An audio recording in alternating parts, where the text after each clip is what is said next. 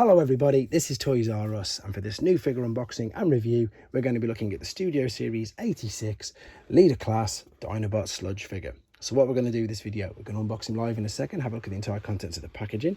We're then going to have a detailed look at him in both of his modes to help you decide how you want to display him. We're then of course going to have to do some comparisons with him and his original Generation 1 self, and some of the other figures that have been released of him in the Generations toy line. And of course we want to see how he looks and displays with the other two Dinobots that they've released in the same toy line. So to be honest, really excited about seeing this guy and seeing how he looks with these two especially. So before we open the box, we're going to have a look at the amazing artwork that's on the front and the sides of it. And of course I need to thank Robot Recruits at this point, because that's the online shop I purchased this from, and as you can see they got it to me nice and safely. That is some lovely artwork there on the front. We've got the Sharktacons coming around the side, just a great scene from that movie. There is this part just blown up, it's a little bit in more detail, and again there's the same artwork with him there. What's interesting is there's no small figure with this, whereas obviously we had Daniel and Wheelie, but I think we've got obviously versions of them coming out by themselves. They haven't bothered with a smaller figure with this. So this is my first experience of this figure. I've seen pictures of it, I've not seen any reviews. I like to try and keep my reviews exactly that, non-biased and completely fresh. Wow, this guy's big as well. So completely stunned by that, as I say. So I like to do the review, so I've got no bias and no prior knowledge apart from pictures of what he looks like. That's the same backdrop I think we had with Grimlock, to be honest. And what else have we got here? We must have the instructions. Yes, we do. And he must have a weapon of some sort. What's he got? Let's have a look around the back. Yes, there's going to be something in there. So what I need to do then is set him free from all of this and come straight back to you. Okay, so yeah, we've set him free, and as you can see, I mean, he really is, he's huge. This is clearly and easily the biggest Dinobot figure that I've ever seen. I know obviously that there are some third-party companies that have made Dinobots before and they're all quite big, but this, from my experience, it's just ginormous, and it's great as well, to be fair, because it really is a brilliant homage to the original toy. Now it obviously looks like we need to attach his actual dinosaur head up, so this looks quite simple. We've got this here, and this is just going to slot.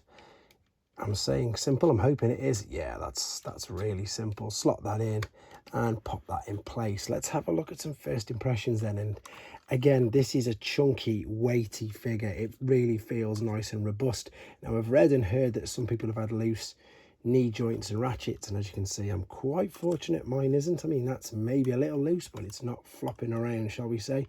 Let's have a look at him then. Head sculpt, brilliant, lovely blue eyes, nice use of the silver reflective paint as well as the gunmetal grey.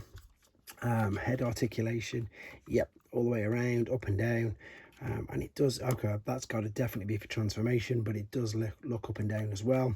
Shoulders out to the side, big ratchet movement there, elbow flexion, wrist swivel, yep, waist swivel, hips to the side, to the front, nice and clicking big ratchets again, knee flexion, and ankle.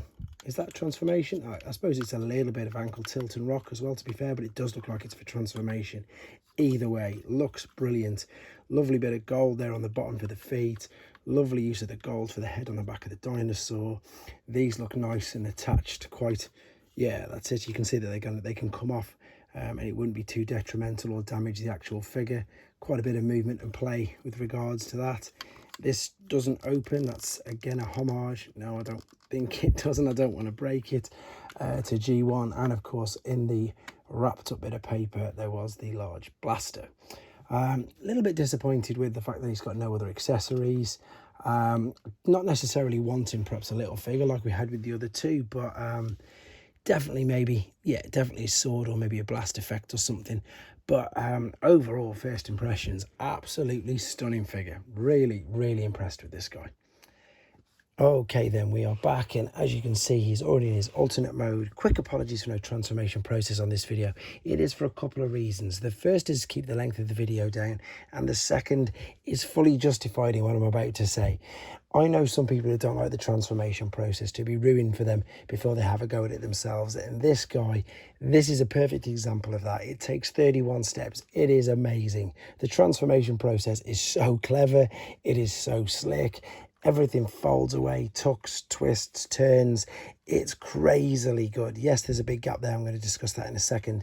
But it is so, so good. And I don't want to spoil it for people who don't want to see it. However, if you do want to see it and you're not bothered, then it will be uploaded separately in another video where you can watch it and just see, I suppose, how ingenious that it actually is. But that's all I'm going to say about it.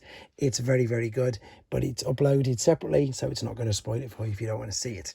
So as you can see, it looks great. If I want to be pedantic and a little bit picky, maybe it's slightly out of proportion. This bit's really thick and maybe doesn't taper down enough. And as you've already seen, there is quite a big gap under there. And initially I thought that maybe these could fold into there and fit. But again, that's only if you're turning him upside down. So it's not too detrimental. He's that big, he won't even fit on this display at all. As you can see, he knocks it over. He doesn't fit on it. He's barely going to fit in robot, to be honest, I would imagine, but he definitely doesn't fit this particular way around. However, with the gun, you can see there's two little tabs right on the top of there, so this will fill out a bit of the gap, and there's two little cutouts along the back there. And what we can do is very simply just attach this, and you can carry that there. Now, to be honest, I'm not a fan of that. I like the idea of the fact that obviously you can store it away if you don't want to. But let's be honest, if you're going to put the gun anywhere, let's do it like you used to do in G1. Let's stick it on the side. You can as well. Let's stick it on the side of the leg. And now that looks instantly better straight away. Let's have a look at the detail on him anyway. So as you can see, we've obviously got articulation in the top part of the legs. We've got it on the feet as well. Yep, and at the knee are the larger legs. So feet and top part and knee, even though that folds all the way over, obviously it wouldn't, if it was on display, it'd just go back. It wouldn't fully look as bad as it actually is. Of course, the neck, as we already know, will move up and down on its own ratchets. Look at the head sculpt, look at the detail there, the Autobot logo. Ooh, that's just come apart. The mouth, of course, opens, and we already know we can put some blast effects on there, and some third-party company has got some of the circular discs from pretty much that, to be honest. They've managed to make that already, which looks brilliant. I'm so impressed with this guy. He's great. Let's have a quick look at him. First and foremost, with perhaps one of the worst versions. Even though we were all really excited for this guy way back in 2018, it's not even in the same league. It's just, and this is the special one as well. This is in the Volcanicus special box set. So it's not even the standard one. This one's at least got a bit of better paint apps, but as you can see, totally different. And this one, of course, is his original one. So massive differences with it. There you go. You can see how much bigger he is than that guy. But a brilliant homage. Shame they couldn't have actually got some chrome on it, maybe, just to make it look even that bit better. But I haven't got a bad word to say about this. From what I've seen, I can't wait to see him in a minute displayed with the rest of the other Dinobots. But for now, I think there's nothing more to say about this, apart from I'm going to come right back at you now with him in his robot mode, and let's do some more displays and comparisons. Okay then, back for the final time with him in his robot mode, and the main reason for this is the way that I'm going to be displaying him, but of course we've got to see him compared and displayed with some other figures. Before we do that, let's take hold of his blaster and let's just pop it in his hand. Hope it goes in because it is a new toy. Yep, and let's see how he displays. I'm just blown away by this figure. It's brilliant. He holds that perfect. He's much more posable than any of the poses that I'm putting him in. The knees, as I say, I do seem to think that I can see what people are saying. Maybe mine's just nowhere near as bad as what other people's are. He's still managing to hold himself up, even with the fact that obviously he's got all this extra weight on the back. And to be honest, he's on carpet, and there's actually a little bit of a slant going that way, which is another reason why I don't use a flat surface, because they just fall backwards straight away. But he's holding his own. He looks so good. He really does. Let's do a comparison with him and his Generation 1 self first then. So there we go. And the Dinobots, don't forget, these were quite big as Generation 1 toys. There's the front cavity on his chest that I was on about. That's a brilliant homage that they didn't, I suppose, really need to do, but they've put it in, which looks great. Although this is reflecting, you can't really tell. This is gold chrome, so the gold there is brilliant. Just everything about it, every one of these, they seem to get better and better each time. I've been so impressed with each one of these. They're just great. I'm not even going to bother turning the Generations one back into robot mode, because to be honest, I don't even think it's as good as the G1, but this is just to give you an idea of just how much bigger he is compared to that. I mean, it's huge, isn't it? I mean, it really is huge. And it's definitely leader class size. So let's have a look at some comparisons then. And I believe this is someone who maybe put on display with this guy quite often, and he just about makes it up to his waist. Let's move him out of the way for a second. And what I'm going to do, actually, just create a bit more space. And I'll just turn his blaster out of the way. So yeah, I imagine you can see him being displayed with this guy quite a bit, maybe even with the backdrop there, as if he's being brought in as a hostage or as a prisoner. The backdrops are okay, but when you've got these figures, they're too big. You can't see any of it anyway. But they are good, you know. It's a good little bonus that we get that. Yeah, he looks great, doesn't he? Before we do the main thing that I want to do, unfortunately, I've got no other Studio Series 86 figures at hand, but I can give you an idea, I suppose, of just how big he is with some of today's other figures. So there, of course, is Deluxe Kickback, and he is still, yeah, you know, way bigger than him. Even the wings don't come up to the top of his head. Let's move him out of the way. Let's have a quick look at, I've only got Hauler at hand, but again, this will be the same size as what Inferno and of course Grapple will be. So you can see just how much bigger he is than the Voyager class figures as we know them.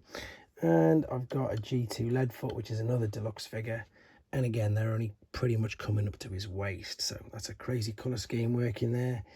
But this is what I've been waiting to do. This is, of course, I suppose, as I say, the first one, this guy, Grimlock, the first one to be released, really impressed me.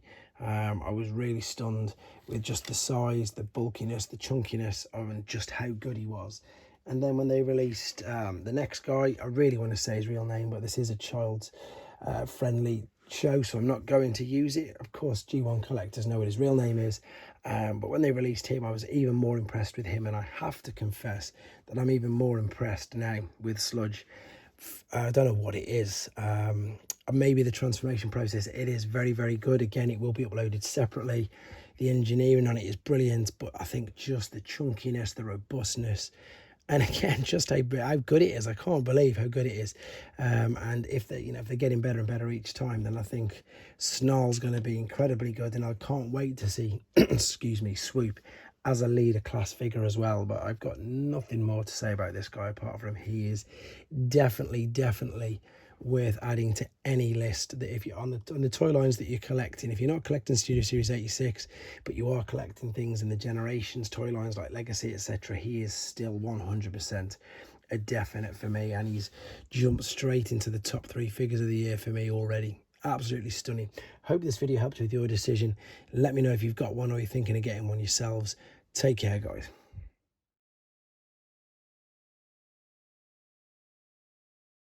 Thanks for watching. Like and comment, and don't forget to subscribe.